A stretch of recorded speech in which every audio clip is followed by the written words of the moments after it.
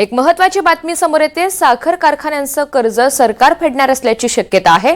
2200 कोटी फेडण्यासाठी सरकारवर भार येणार आहे। कर्जाची रक्कम शासनाने द्यावी अशी मागणी बँकेने केलेली आहे।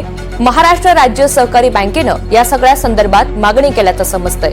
तब्बल 61 साखर कारखान्यांनी त्यांचे कर्ज फेडलेले नाहीत असा 2200 कोटींचा भार बँकेवर आलेला आहे आणि त्याचमुळे आता शासनानंच ही कर्जाची रक्कम भरावी असा दावा बँकेनं केलाय। राहुल कुलकर्णी आपल्याला या सगळ्या संदर्भात अधिकची माहिती देणार आहेत। राहुल, खरं तर या मागणीमुळे सरकारवर कुठेतरी भार येणार आहे, त्यामुळे ही मागणी सरकार मान्य करणार का?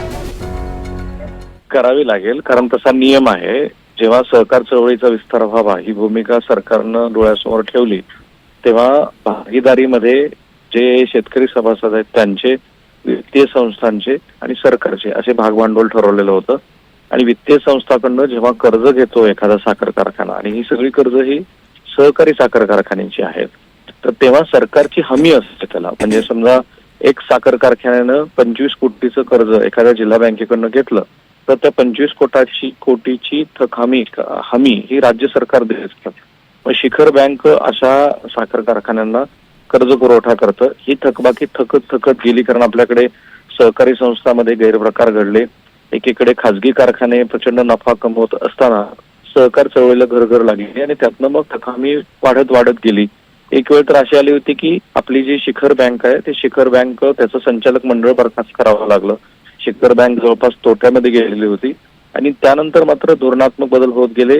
एक 2 सदस्यांची समिती स्थापन करण्यात आली होती, ज्या समितीने हे जे थकलेले कर्ज आहेत त्याची परतफेड करण्यासंदर्भात सरकारकडे मागणी केली होती। आणि त्यानुसार आता हे जे 61 सहकारी साखर कारखाने आहेत त्याची थकामी जवळपास 2100 कोटी रुपये, ज्यातला 700-800 कोटीचा भार हा व्याजाचाच आहे, ते परत देण्यासंदर्भामध्ये सरकारला सुचवलेलं आहे। फक्त ऋतुजा यातला महत्वाचा भाग एवढाच आहे की ज्या संचालकांनी या साखर कारखान्यांमध्ये गैरव्यवस्थापन केलं त्यांच्यावरती कुठलीही जबाबदारी आजपर्यंत निश्चित करण्यात आलेली नाही।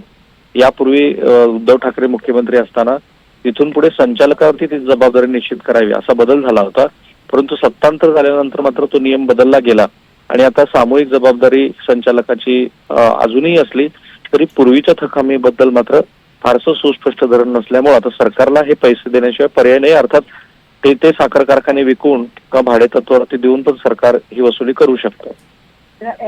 निश्चित। राहुल, धन्यवाद सविस्तर माहितीसाठी।